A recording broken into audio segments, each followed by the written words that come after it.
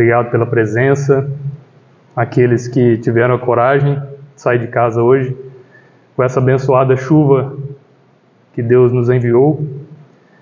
Agradecer o convite da casa, Casa Espírita Nosso Lar, que teve a honra de me convidar. Espero poder contribuir com todos vocês e comigo mesmo, que sou o primeiro a escutar sobre as lições de Jesus. O Espiritismo tem uma função árdua a cumprir,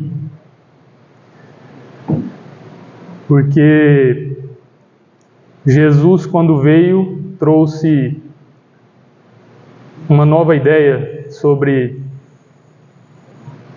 a vida, uma nova ideia para os homens daquela época, que possivelmente muitos de nós estávamos lá, pois acreditamos nas nossas reencarnações sucessivas. Então Jesus modificou o pensamento, principalmente o pensamento do amor,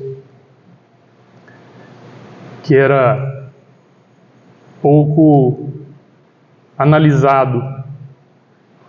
E até hoje o amor ainda continua sendo um sentimento de difícil interpretação. Então, quando Jesus nos enviou o maior mandamento, nos trouxe uma modificação daquele Deus que era um Deus punitivo para um Deus do amor, nos mostrando que era um Deus infinitamente bom, justo e amoroso. Ele nos traz como, a partir de um questionamento, como sempre era feito a ele, e Jesus, na sua simplicidade, na sua humildade, nunca trazia as respostas prontas, sempre tentando nos fazer refletir sobre aqueles ensinamentos que ele passava, nos dando muitas vezes a abertura de fazermos interpretações da forma como quisermos. Questionado pelos fariseus sobre qual seria o maior mandamento, ele nos disse que o maior mandamento era aquele mesmo ao qual eles já o conheciam, que seria amar a Deus sobre todas as coisas, com todas as suas forças, com todo o seu espírito, com todo o seu entendimento, e que o segundo mandamento, talvez tão importante quanto o primeiro, seria amar o próximo como a si mesmo. Lendo essa passagem de Jesus, a gente faz alguns questionamentos. Nós ainda, na nossa imaturidade intelectual, espiritual, a gente questiona: o que seria esse amor? Qual seria o sentimento real desse amor que teríamos que sentir para entender o mandamento maior e aquele que o prosseguia? Qual seria esse sentimento? E a gente fica meio perdido. Eu não sei vocês, mas eu ainda não sei amar a Deus. Talvez esteja bem longe de perceber o que seria amar a Deus. Então, se a gente fixar apenas o pensamento nesse mandamento, a gente continuaria interpretando de formas erradas e principalmente sentindo e agindo, talvez de forma errada ainda.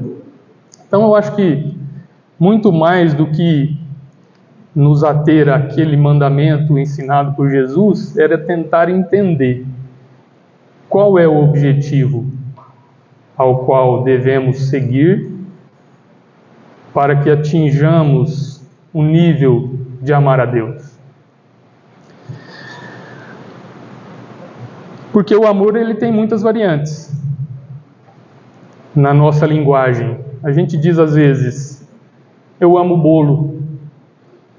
eu amo meu carro, eu amo minha esposa, minha namorada, eu amo meus filhos, eu amo meus amigos, eu amo a humanidade, eu amo a Deus. Será que é o mesmo sentimento? Será que o mesmo amor que eu sinto por amar um objeto é o mesmo amor que eu sinto por amar os meus filhos? É o mesmo sentimento que eu utilizo para amar a Deus ou amar aos meus semelhantes, amar ao próximo? Será que é o mesmo amor? Então, talvez o que eu queira passar hoje seja tentar interpretar, ou muito mais, tentar achar o caminho.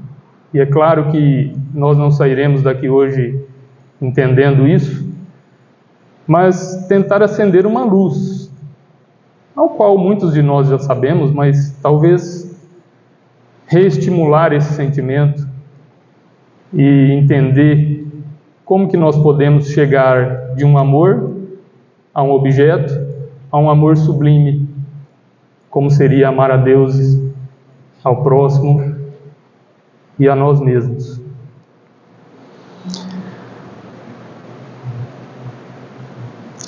Na questão 625 do Livro dos Espíritos, talvez esteja aí um início ao qual devemos seguir. A questão de 625 diz o seguinte, todos já, com certeza, já ouviram, né? Então Allan Kardec pergunta aos espíritos, qual é o tipo mais perfeito que Deus ofereceu ao homem para lhe servir de guia e de modelo? E a resposta dos espíritos é Jesus. Bom, então aqui nós já temos um rascunho. Com essa resposta, nós já podemos imaginar uma forma, um planejamento, arquitetar um esboço daquilo que devemos procurar para conseguirmos sublimar em nós mesmos esse sentimento do amor. Porque os Espíritos nos dizem que, vindo à humanidade, o maior, mais perfeito que poderia se aproximar de nós para nos ensinar o caminho a seguir é Jesus. Então é nele que devemos procurar os detalhes, as vivências, as atitudes, os pensamentos, os olhares. Mas sentimento de Jesus? Será que esse Jesus existe? Um Jesus que tem sentimento? Sentimento humano? Ah, Pedro, Jesus não é humano. Jesus é aquele ser que vive no sol, aquele ser crístico, aquele espírito evoluído que já está nessa condição há pelo menos 4,5 bilhões de anos, quando ele recebeu a incumbência de construir esse orbe juntamente com os seus trabalhadores. Esse Jesus não tem esses sentimentos humanos. Talvez sejam essa ideia que sempre nos foi passada e que nós aceitamos muito bem. Mas aí Jesus, naquele último momento com os seus discípulos, seus apóstolos, naquele último jantar, Jesus pega uma bacia de água, debruça sobre os pés daqueles que o tinham como o superior, e ele lava os seus pés. numa demonstração de humildade infinita. E ao final ele traz mais uma vez uma receita que a gente pode utilizar aqui hoje. Ele diz aos seus apóstolos que um novo mandamento eu vos deixo. Amei-vos uns aos outros, assim como eu vos amei. Bom, ele já tinha deixado o mandamento maior, e agora ele traz, ao final da sua jornada, mais um mandamento, que é um exemplo. Sobre o amor, vocês vão fazer o seguinte: vejam tudo o que eu fiz durante a minha jornada de 3 anos e tente adaptar isso a cada um de vocês. Se vocês conseguirem praticar isso que eu vos digo, vocês conseguirão cumprir esse segundo mandamento. Amei-vos uns aos outros, assim como eu vos amei. E como foi que como Jesus nos ama? Qual é a forma de Jesus nos amar? Jesus é aquele Espírito que sobrevoa a nossa cabeça, dizendo que devemos fazer isso, aquilo? Ou Jesus, assim como Allan Kardec, esse é o meu pensamento também, Jesus é um humano. Para mim, assim como Kardec, Jesus nasceu como nós e morreu como nós. Porque como poderíamos ter como modelo e guia para seguirmos alguém ou alguma coisa que está distante de nós? Alguém que não é humano o suficiente para nos demonstrar como sermos humanos. Eu acho que seria difícil, assim como é difícil para nós, porque justamente nós temos um modelo e guia que nós colocamos muito distante, num patamar talvez inalcançável para nós, e isso fica cada vez mais difícil. Então nós temos que entender que as experiências de Jesus foram experiências humanas. Jesus teve sentimentos humanos. Com certeza, não banhados de alguns defeitos que ainda carregamos, e que esses assim são difíceis de nos livrarmos, mas fica muito mais fácil, não fica? A gente pensar num Jesus que está aqui ao nosso lado, junto de nós, nos auxiliando a todo tempo, nos influenciando a modificarmos. Porque Ele mesmo diz: vós podeis fazer tudo o que eu faço, e muito mais. Sois o sal da terra. O reino de Deus não é desse mundo. Vocês são os olhos do mundo. Então, se nós podemos fazer tudo que Jesus faz e muito mais, e ainda somos humanos, temos que achar que Jesus é humano. E mais para frente eu vou relatar uma história, para a gente tentar entender um pouco desses sentimentos, desse ser humano Jesus. Então, para nós, a palavra amor ela é uma só. Representa, a princípio, um sentimento para expressar várias coisas. Na Grécia Antiga, a palavra amor ela tinha significados e formas diferentes. Por exemplo, o Evangelho de João Evangelista, escreveu seu Evangelho no grego antigo. E lá na sua primeira epístola, ele disse assim: Deus é amor. Em grego, me desculpe a pronúncia, Otheos enai ágape. Então, João Evangelista, nesse momento, ele expressou a palavra ágape, para expressar o amor de Deus. E a gente vai entender que para as nossas experiências, a palavra amor ela expressa diferentes situações. Na Grécia Antiga, eles diferenciavam essa palavra amor. E eles utilizavam 4 tipos, basicamente. Isso varia de entendimento para entendimento. Mas tinha o amor eros, o amor filia, o amor storge e o amor ágape.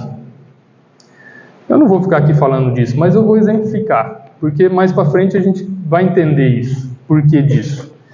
Então, o amor eros, eles tinham como aquele amor mais primitivo, aquele amor instintivo, aquele amor que depende das relações entre um e outro.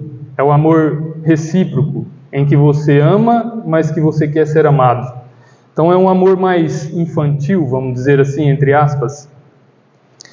É o amor das paixões, o amor das sensações, do toque, dos corpos, do olhar das pessoas. É aquele sentimento ainda primitivo que a gente traz dos outros animais na nossa evolução, desde os primórdios, em que éramos apenas animais, desde os primórdios ainda quando éramos uma bactéria. É esse amor que a gente traz ainda do animal, do leão ou da leoa cuidando dos seus filhinhos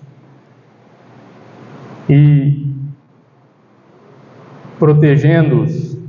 O amor entre 2 animais ainda irracionais. É um pronome, utiliza sempre o pronome possessivo, né? É o meu amor, é o amor de posse. Até certo rabino, certa vez interrogou, ele disse assim: eu acho estranho o amor das pessoas, porque dizem que amam peixe, mas comem o peixe. Será que realmente eles amam o peixe ou eles amam o sabor do peixe? Assim é as nossas relações de afetividade. Será que a gente ama a pessoa que está ao nosso lado ou a gente ama o prazer que aquela pessoa proporciona a nós? O sabor que aquela pessoa dá às nossas vidas? Então esse é o amor eros, é um amor mais primitivo. O amor storge, seria a segunda hierarquia do amor, já é o amor mais familiar. Já é o amor entre os pais e os filhos, entre os filhos e os pais, entre os irmãos consanguíneos. É aquele amor que já é unidirecional, porque a mãe, quando ama, ela ama sem esperar a troca. Independente do que o filho faça, a mãe ama o filho. E nasce o primeiro filho, a mãe ama. Nasce o segundo filho, a mãe ama. Do mesmo jeito. Nasce o terceiro, o quarto, o quinto e assim por diante. E a mãe ama com a mesma intensidade. De formas diferentes, mas com a mesma intensidade. Assim podem dizer as mães que estão aqui presentes. Mas ainda é um amor um pouco primitivo, na transição da primitividade. Um exemplo para a gente mostrar sobre um amor storge: imaginem 2 mães sentadas num parque de diversão, num banco da praça, as 2 crianças brincando. De repente, um barulho estrondoso e um grito e um choro. O que acontece? Aquelas 2 mães levantam-se desesperadas e saem correndo. Chega lá, olha, uma delas fala: ai, graças a Deus não era meu filho. Ela vai até se dispor a ajudar, mas já com o coração amenizado, tranquilo. Aí está o exemplo do amor storge. É o amor direcionado àqueles parentes consanguíneos. Ainda não é aquele amor ágape de Deus e de Jesus. O terceiro seria o amor filia, que seria o amor entre os amigos, que já é uma horizontalização do amor, já é o amor que não pede resposta, já é o amor entre os seres de um orbe planetário, já é um amor mais purificado. E para a gente dar um exemplo desse amor filia, imagine Jesus na casa de Simão Pedro palestrando a alguns de seus seguidores. De repente alguém entra e fala: Jesus, sua mãe e seus irmãos estão lá fora. E Jesus olha e diz: quem seria minha mãe? Quem é meu irmão? São meus irmãos todos aqueles que seguem o que Deus, nosso Pai, nos prediz. Esses são os meus irmãos. E a gente pensaria talvez, mas nossa, Jesus rebaixou sua mãe e seus irmãos àqueles desconhecidos? Essa muitas vezes é a visão que a gente tem. Mas Jesus fez o contrário. Jesus pegou aqueles desconhecidos e os elevou à condição de seus queridos, de seus amados. Todos aqueles que ali estavam, naquele momento se sentiram da família de Jesus. Esse seria um exemplo de amor filia. E o amor ágape? O amor ágape já é um amor, aquele amor transcendental. É aquele amor onde um verbo transitivo se transforma num verbo intransitivo. Você ama e simplesmente ama. Você não ama, não tem o transitivo de amar a alguém. Simplesmente ama. Não tem um controle. Já é um amor meio que descontrolado. Ele não tem uma direção única.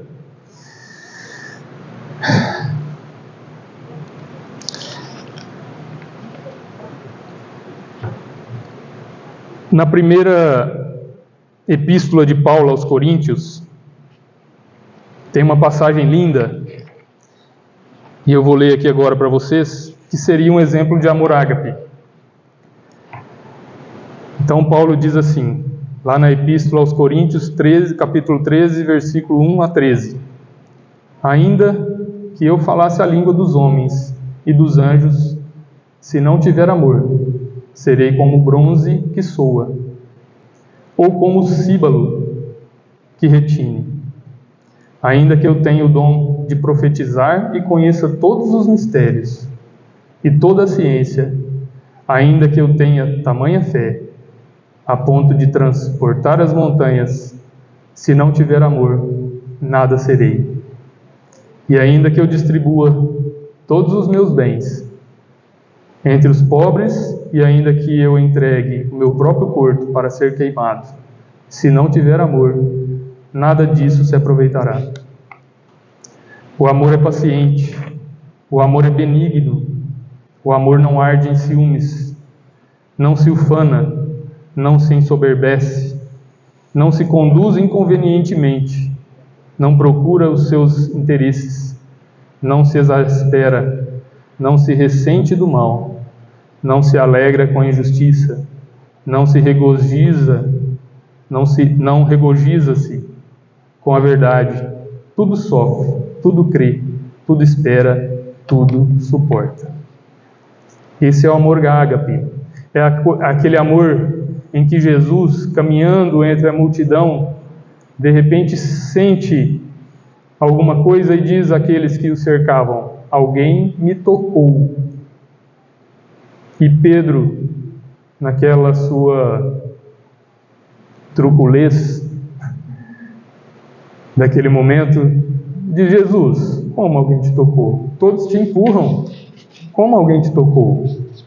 E Jesus: não, Pedro, alguém me tocou, porque de mim saiu uma energia. Naquele momento que aquela mulher hemorrágica toca em Jesus, aquele sangramento que ela apresentava há alguns anos desaparece. Porque de Jesus saiu aquela energia, aquele amor incontrolado, que não é direcionado a alguém, mas que se reflete do Pai que está nos céus a todos aqueles que o cercavam, porque aquele espelho era um espelho límpido, que podia refletir a todas as luzes que chegavam a ele. Então, a todos que o cercavam e com a fé que transportava as montanhas, podiam ser curados. Quando eu quis falar daquele Jesus humano, e isso às vezes é difícil da gente interpretar, eu vi uma passagem, e lógico que eu não leio todos os livros, ainda estou no início da minha caminhada. A gente, graças a Deus, tem a internet hoje, né, Carta?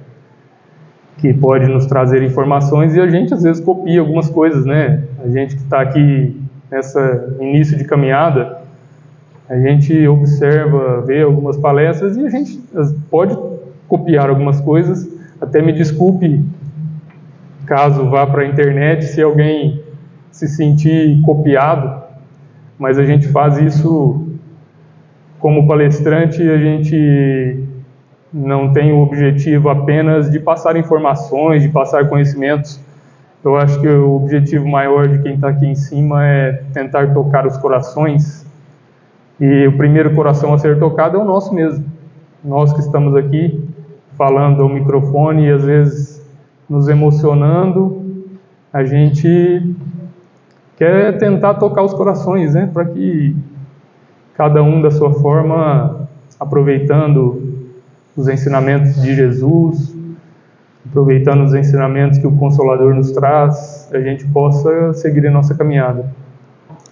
Então, eu peguei uma passagem muito linda, não sei nem se vou conseguir contá-la, mas é tentar mostrar aquele Jesus que está mais próximo de nós, e não aquele Jesus distante que mora no sol, né, como alguns espíritos nos trazem, mas aquele Jesus que está aqui dentro, aonde se reunirem 2 ou mais pessoas em meu nome eu estarei. É desse Jesus que a gente quer tentar mostrar. Então, tem um livro muito interessante, que eu deixo aqui para vocês, chama Contos e Apólogos, que é do irmão X, né, que hoje a gente sabe que é Humberto de Campos, psicografado por Chico Xavier, lá no capítulo 26, que se chama A Última Tentação. Então diz Humberto de Campos que ele começa assim: dizem que Jesus, na hora extrema, então seria Jesus ali no momento da crucificação, na hora extrema começou a procurar os discípulos no seio da agitada multidão que lhe cercava o madeiro. Então estava ali Jesus crucificado,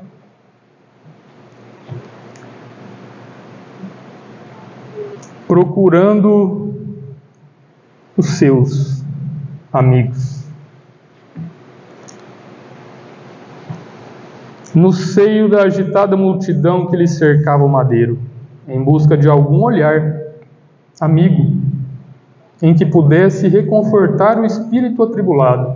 Jesus, aquele espírito superior, estava ali procurando amigos com o espírito atribulado.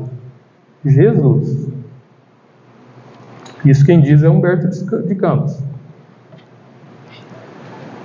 Contemplou em silêncio a turba enfurecida, fustigado pelas vibrações de ódio e crueldade, qual se devera morrer sedento e em chagas, sob um montão de espinhos, começou a se lembrar dos afeiçoados e seguidores da véspera.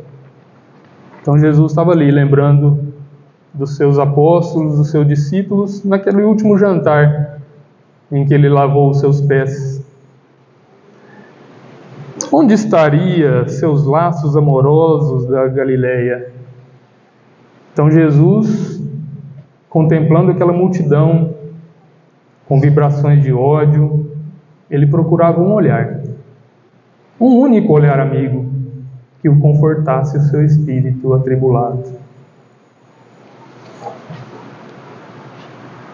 recordou o primeiro contato com os pecadores do lago e chorou. Jesus chorou? Bom, aqui é Humberto de Campos falando. Mas na Bíblia há muitos relatos. E Jesus chorou. Muitas passagens em que Jesus chorou. Jesus, aquele ser, chorou. Um sentimento humano.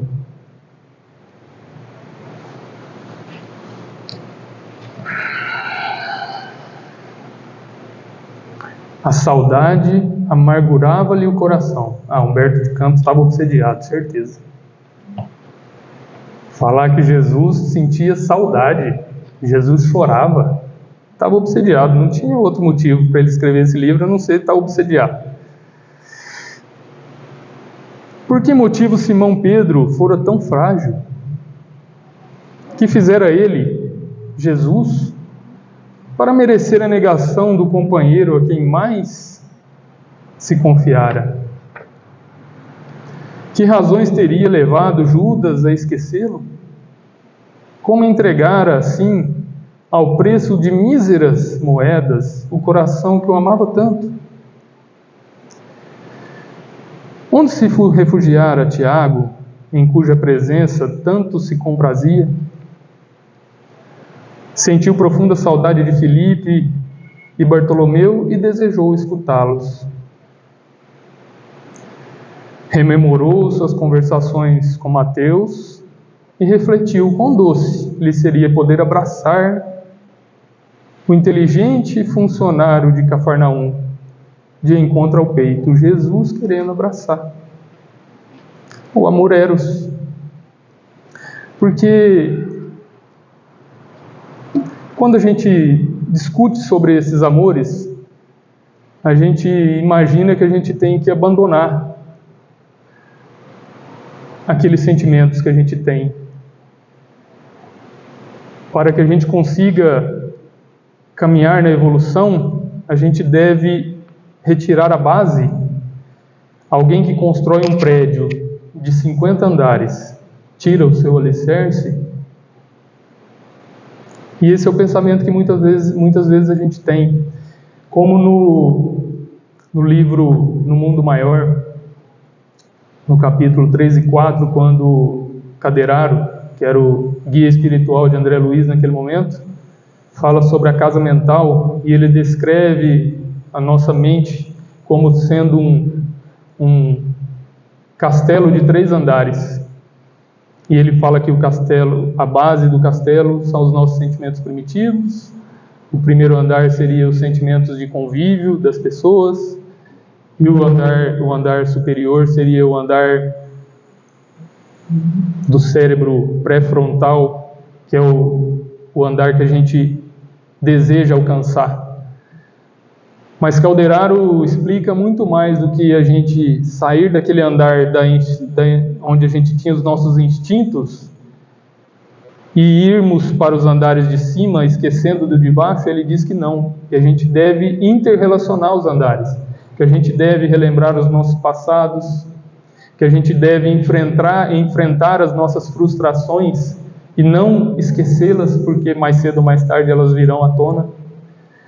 Assim eu penso sobre o amor, que a gente não deve abandonar o amor eros, o amor storge, o amor filha para chegar ao amor ágape. A gente tem que conviver com eles, porque somos humanos. E são as nossas experiências do dia a dia que vão fazer com que nós atinjamos andares superiores, galgados naqueles que nos trouxe a experiência. Assim foi Jesus naquele momento. Seu momento final, ele nos mostrou justamente isso, que os nossos sentimentos não podem ser abandonados, eles têm que ser sentidos. Nós não devemos não chorar, nós não devemos não ficar tristes, nós não devemos dizer a nós: eu sou inferior, vou deixar para a próxima, essa eu não consigo. O Espiritismo não ensina isso. O Espiritismo nos consola, mas nos adverte que devemos, a cada minuto, no presente em que estamos, ancorados no nosso passado, procurar dias melhores. Porque seremos capazes. Se temos Jesus como nosso modelo e guia, se Deus nos enviou seu Filho, mais perfeito que podemos conhecer até o momento, para nos auxiliar, é porque justamente nós temos a capacidade, mesmo ainda nas nossas dificuldades, de utilizarmos aquele Jesus como modelo e guia para os nossos caminhos. Mas a passagem ainda vai ficar mais bonita.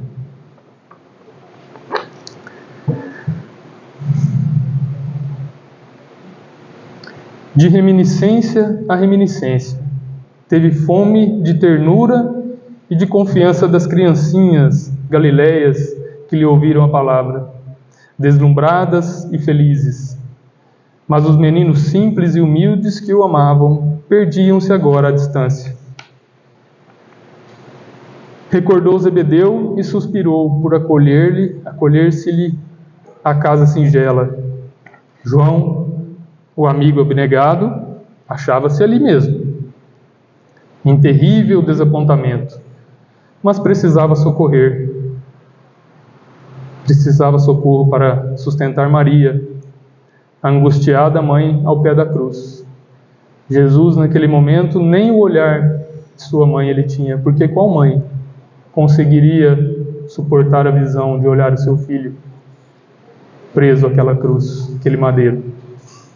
E João estava ali, como todos aqueles Joãos que vão aos orfanatos, aos hospitais, acolher aquelas pessoas nos últimos momentos e auxiliá-las, aquelas pessoas abandonadas. Aqueles Joãos que se dispõem a serem com Jesus sua ferramenta. O mestre desejava alguém que o ajudasse, de perto, em cujo carinho conseguisse encontrar um apoio e uma esperança. Jesus estava sem esperança naquele momento. Imaginem. Difícil acreditar, né? É difícil. Foi quando, olha que interessante isso. Foi quando viu levantar-se, dentre a multidão desvairada e cega, alguém que ele, de pronto, reconheceu. Era o mesmo espírito perverso que o tentara no deserto, no pináculo do templo e no cimo do monte. O gênio da sombra, de rosto enigmático, abeirou-se dele e murmurou. Imagine a força desse espírito. Jesus ali na cruz, e esse espírito consegue se aproximar. Imagine a força desse espírito. E o gênio da sombra disse: amaldiçoar os teus amigos ingratos e dar-te-ei o reino do mundo. Proclama a fraqueza dos teus irmãos de Israel, de ideal, a fim de que a justiça te reconheça a grandeza angélica e descerás, triunfante da cruz. Dize que os teus amigos são covardes e duros, impassíveis e traidores, e unir-te-eis aos poderosos da terra, para que domines todas as consciências. Tu sabes que diante de Deus eles não passara de míseros desertores. Qual de nós não teria descido da cruz naquele momento? Qual de nós não teríamos blasfemado os nossos traidores?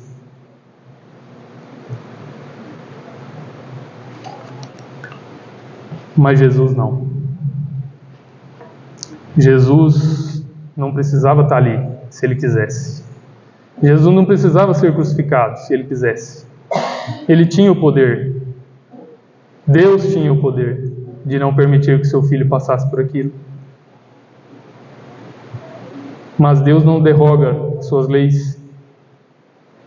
Deus não derroga a lei do livre-arbítrio, ao qual nós condenamos Jesus àquele madeiro.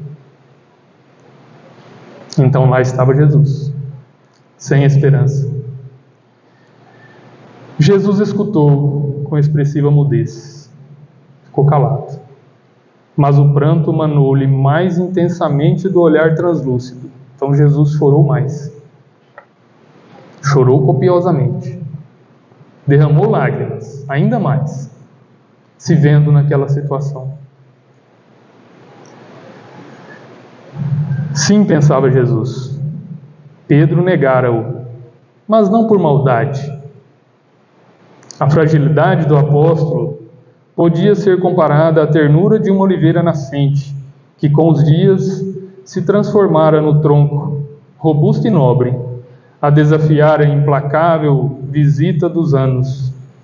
Judas entregara-o, mas não por má fé.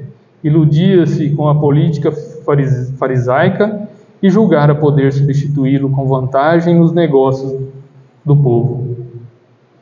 Encontrou Jesus, então, no imo da alma, a necessária justificação para todos e parecia esforçar-se por dizer-lhe que lhe subia do coração.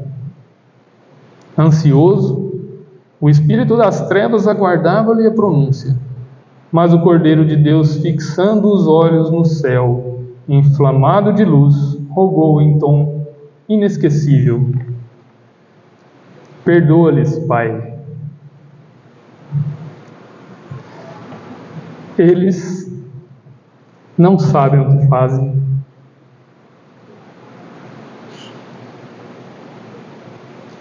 Naquele momento,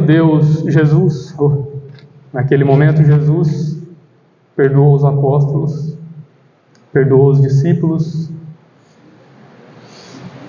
e nos perdoou a todos.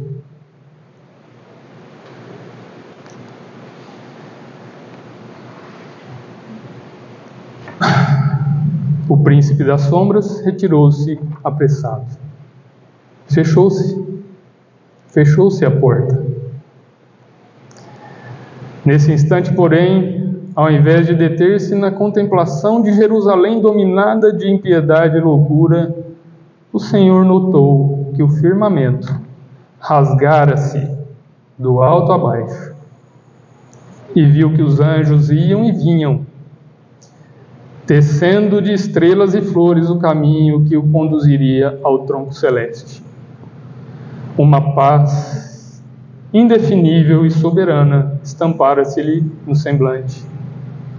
O Mestre vencera a última tentação e seguira agora, radiante e vitorioso, para a claridade sublime da ressurreição eterna. Então Jesus ali naquele momento de tristeza, sentindo os nossos sentimentos humanos, desesperançado, abriu uma janela para a aproximação de uma tentação. Quantas vezes nós nos vemos no deserto das nossas almas, perdidos, desamparados, sem perceber nenhum caminho a seguir, tristes, desesperançosos, abandonados, sem nenhum olhar amigo. E quando uma gota se abre, novos horizontes, uma gota de esperança, e todo aquele cenário de deserto se modifica, e percebemos o quanto estamos amparados, o quanto somos vistos por Deus a todo momento, e entramos por aquela porta ávidos por novos caminhos. Esse é o caminho que devemos seguir através desse Jesus humano, tão humano quanto nós, que nasceu entre nós para exemplificar, para tentar nos mostrar como devemos seguir o mandamento maior, seguir o seu mandamento, deixado ao final da sua caminhada. Talvez o Espiritismo nos traz possibilidade de entendermos Jesus, porque se entendermos Jesus, possivelmente estaremos abrindo as portas para os novos caminhos que devemos seguir. Entendendo Jesus, aquele ser que veio à Terra e por 3 anos caminhou, palestrando pelos lagos, entre as multidões, dormindo na natureza. Aquele Jesus que passou por 30 anos no anonimato, vivenciando sua família, e que talvez um dia a gente entendamos o motivo disso. Aquele Jesus que nos serve como modelo e guia, mas que nos diz a todo momento para seguirmos o seu passo e não sermos pacatos, esperando que os milagres caiam do céu e modifiquem as nossas dores, as nossas angústias, mas principalmente que sejamos instrumentos de sua paz, amando mais do que querendo ser amados, amparando mais do que querendo ser amparados, sorrindo mais, alegrando mais do que tentando ser alegrados. Porque é amando, meus irmãos, é amando que seremos amados. Jesus nos abençoe, que cada um de vocês retorne aos seus lares e distribuam essas energias trazidas aqui por esses irmãos do além, enviados de Deus e de Jesus, para confortar-nos as nossas dores e as nossas lamentações, mas principalmente nos fazermos instrumentos, para que saiamos daqui e sejamos instrumentos de Deus, e não aqueles pedintes que apenas pedem para que resolva os nossos problemas. Sejamos instrumentos de Deus para ajudar aos outros a resolver as suas dores, as suas lamentações e as suas angústias. Muito obrigado, que Deus abençoe a todos.